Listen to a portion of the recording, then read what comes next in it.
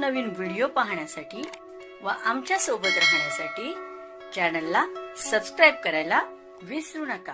आणि पेन्शनधारकांसाठी 8व्या वेतन आयोगाचं काम सुरू आहे असून पगारात भरगच वाढ होणार आहे। मात्र त्याआधी आणखी एक सुखद धक्का मिळण्याची शक्यता आहे।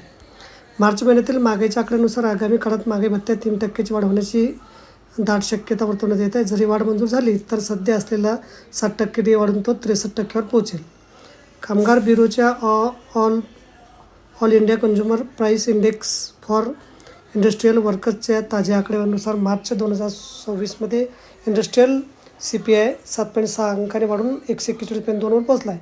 महागाईचा हा कल कायम राहिल्यास दर तज्ज्ञांच्या मते पुढील 6 महिन्यात 3% वाढ निश्चित मानली जाते। 7व्या वेतन आयोगाच्या अंमलबजावणीनंतर 2022 पासून आतापर्यंत महागाई भत्त्यात 10 वेळा वाढ करण्यात आली आहे। पगारानुसार असा होईल परिणाम। सरकारी कर्मचाऱ्यांचे वेतन 18 वेगवेगळ्या स्तरामध्ये विभागले असते। त्यामध्ये ज्याचे बेसिक पे जास्त आहे त्यांना मिळणार वाढीव रक्कमही मोठी असेल। ही वाढ महागाईच्या दबावापासून कर्मचाऱ्यांचे संरक्षण करण्यासाठी दर 6 महिने लागू केली जाते।